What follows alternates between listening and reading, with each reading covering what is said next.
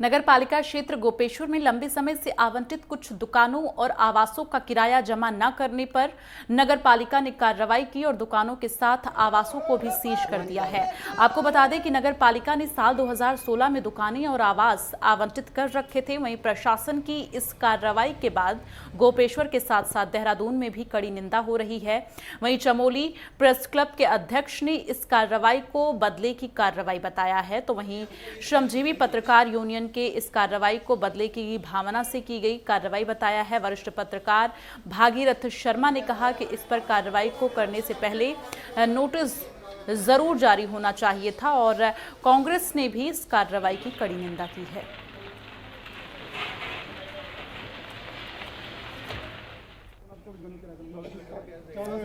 2 साल से हम कोरोना से वैसे मर रहे हैं।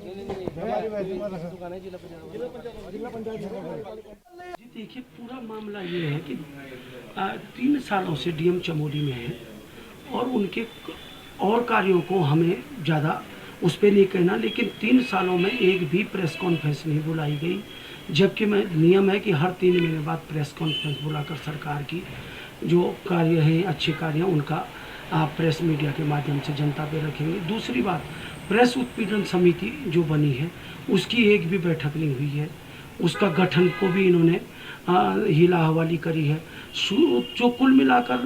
और दूसरी बात है कि प्रेस क्लब के बगल में जो है एक शर्त पर एक पार्किंग बनी थी और ये था कि प्रेस क्लब की कुछ उसमें प्रस्तावित भूमि उसको ली गई थी और उसमें ये था कि सारे पत्रकारों को निःशुल्क कमरे कक्षा लाट होंगे। देखिए, जो सरकारी आवास हैं वो सरकारी पब्लिक प्रॉपर्टी है और उनके आवंटन की प्रक्रिया होती है और निश्चित रूप से वो सरकारी कर्मचारियों या अधिकारियों का प्राथमिकता से उन आवंटन होता है।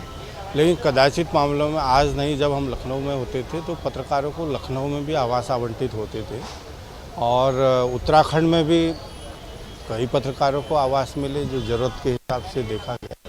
और सरकार को यह अधिकार होता है कि वो किसी ज़रूरतमंद को जो जनता के लिए काम करते हैं उनको आवास आवंटित करती है।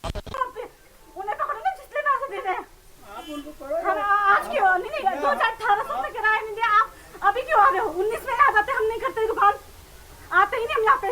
इतने साल से आज नगर पालिका को जागरूक आज क्यों आया आप लोग ही बताओ। आज तक 100 रखे थे नगर पालिका। आना था पहले आ जाते, 2018 से नहीं दे रहे। अरे आज से पहले नगर पालिका दुकानें बेचने में लगी तो थी। हाँ ये भी सही। इसको 5 देना, इसको 10 देना, कर क्या नगर पालिका मस्त हो रखे। किराए के लिए उन्होंने हमसे ये बताओ। कुछ नहीं, जिसको मिल रहा है व्यापारी मिल रहा है, लगाने के लिए कुछ नहीं। हम ऊपर पैसे दे देते। बहुत दुर्भाग्यपूर्ण है, निंदनीय है। जिसके भी संरक्षण में या जिसके भी निर्देशों पर इस तरह की कार्रवाई की गई है, मैं कड़े शब्दों में निंदा करती हूं, इसलिए क्योंकि इस वक्त आपत्तिकाल चल रहा है, इस वक्त विपदा का समय चल रहा है और कोरोना संकट में सबके लिए दिक्कत आ रही है। किसी के लिए रोजी रोटी की दिक्कत आ रही है, किसी के लिए रोजगार की दिक्कत आ रही है, किसी के लिए घर का किराया देने में प्रॉब्लम आ रही है। तो हमें संवेदनशीलता रखते हुए, मानवीयता रखते हुए कहीं ना कहीं उन लोगों के बारे में सोचना होगा। और इस तरह से अगर आप आनन फानन में बिना नोटिस दिए लोगों को घर खाली करवा रहे तो ये कतई काबिल बर्दाश्त नहीं है। और मुझे लगता है कि जिन लोगों ने भी ये किया है उनको इस तरह के आदेश वापस लेने चाहिए और कुछ दिन की मियाद दी जानी चाहिए। 2016 से वर्तमान समय तक जिन दुकानों के विरुद्ध आज कार्रवाई हुई, इनके द्वारा न कोई किराया जमा किया गया, न कुछ किया गया, उल्टा कभी किसी को किराए पे दे रखा है। अपने को तो वहाँ से किराया ले रहे लेकिन यहाँ किराया जमा नहीं कर रहे थे, जिसके उपरांत आज ये कार्रवाई करनी पड़ी।